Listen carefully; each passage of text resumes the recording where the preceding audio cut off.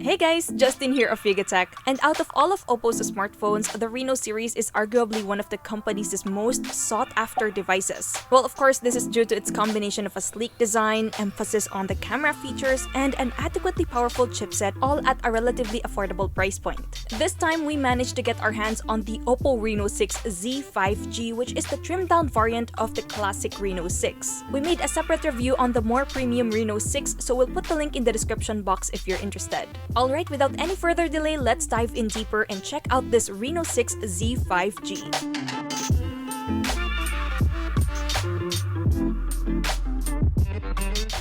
First and foremost, the OPPO Reno6 Z 5G does borrow a lot of its design language from the previous Reno 5 series as well as from its big brother, the Reno 6. It has the build and curved edges of the Reno 5 accompanied by the new glowing colors of the Reno 6. What we have here is in the Aurora color, which is named after the northern lights, and it looks really dashing with a metallic texture that somehow looks like shimmers. The best part is that it doesn't attract smudges at all. It's a pretty polished design, but if you want something more classic, then you can opt for the stellar black color. The inputs and outputs on this device are more or less what you would expect in any standard smartphone. On the left sits your volume rocker along with a triple card tray for 2 nano-size SIM cards and a micro SD card. Meanwhile, located on the right side is the power button. All the buttons are placed near the center of the frame, so they're easy to reach even with small hands. Alone at the top is the secondary microphone, while finally at the bottom is a USB Type-C port, a single bottom firing loudspeaker, main microphone, and of course we also get a 3.5mm audio port. When it comes to display, this OPPO Reno6 Z 5G features a 6.43-inch AMOLED screen with a resolution of 1080 by 2400 pixels, a 20:9 aspect ratio. It comes with a peak brightness of up to a respectable 800 nits, and it also has a Netflix and Amazon HD streaming certification.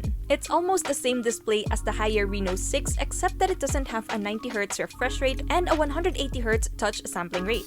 Generally, the image quality on this phone is a lot more vibrant compared to other phones with non-AMOLED displays. Besides having lively colors, we also get good contrast and decent viewing angles. We get slim bezels all around, and there's still a bit of a chin over here, which isn't really distracting, but it would be much better if this wasn't around. Either way, the viewing experience is still a lot pleasing and definitely passes our standards. In the display settings, we get the usual options to change the color temperature and screen color modes, as well as turn on OPPO's OSIE vision effect, which uses eye tracking and artificial intelligence to enhance video playback in some supported apps. Accompanying the display is a punch hole notch situated at the top left corner, while the earpiece, like usual, is tucked away right in the center of the top bezel. Talk about its sound quality, the OPPO Reno6 Z has a single downward firing speaker that is actually loud enough to fill up a small room. The quality is what you would expect in its price range. There's quite a balanced mids and highs, but not so much on bass. Well, feel free to use the headphone jack available if you want better audio quality. Moving on, running the software department is Android 11 skinned with ColorOS 11.1. Now in its 9th iteration, a lot has changed since its first release back in 2013. It now has a lot of added customization features that allows you to change the overall theme, icon style, and even set the always-on display feature to different backgrounds. Additionally, in the settings, there's a personalizations category, so you can also switch to pre-installed live wallpapers and customize other interface features such as the fingerprint animation, font, and system colors. By default, we get the app drawer layout together with the navigation buttons, which you can always switch to gesture navigation in the settings menu if you're more accustomed to that style. A couple of added features on this UI are floating window and even air gestures that lets you swipe up and down from far away on social or video apps when your hands are occupied. It even answers calls and texts from a distance too. Then there's also anti-peeping that can automatically detect and hide important information if it detects that someone else is looking at your screen. We're still trying to see how well this feature works, but we're glad to have it on board nonetheless. And finally, another quirky feature is adaptive sleep. This basically prevents the screen from dimming or going to sleep while your eyes remain locked on the screen. It's a pretty handy feature to say the least. On ColorOS, you should also expect to see some bloatware present. Apart from the standard suite of Google apps, we also get a good amount of proprietary OPPO apps and some pre-installed third-party apps as well. Although the third-party apps can be easily uninstalled, and it's nice to see a few of these are what we would normally download anyway. So locally, the Reno6 Z 5G comes with 128GB of internal storage, and out of that 128 gigs, we get a usable space of 108GB out of the box, which by by the way, you can expand via its dedicated microSD card slot. For internals, this Reno6 Z 5G is powered by a MediaTek Dimensity 800U processor, together with a Mali G57MC3 GPU and 8GB of RAM. When it comes to day-to-day use like navigating throughout the UI, we didn't seem to encounter any stutters and issues, while switching to different apps was also a seamless experience. Even without a 90 or 120Hz refresh rate, we're happy to say that it feels quite smooth. As for benchmarks, the results that we got prove that the Reno6 Z can handle most, if not all, the usual tasks that you can think of.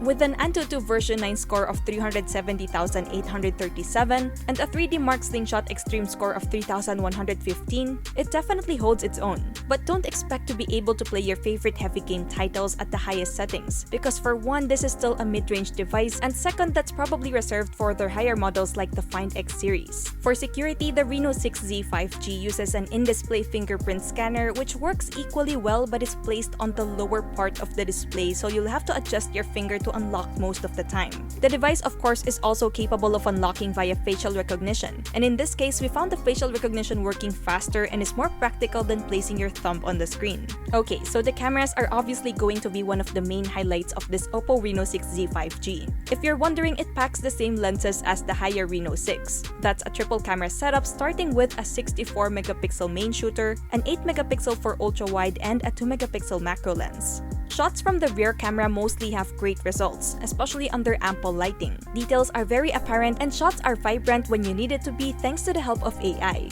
It's even able to patch images that are equivalent to 108-megapixel photo resolution. At the same time, since this is a camera-centric smartphone, portrait shots look equally as great with commendable subject-background separation.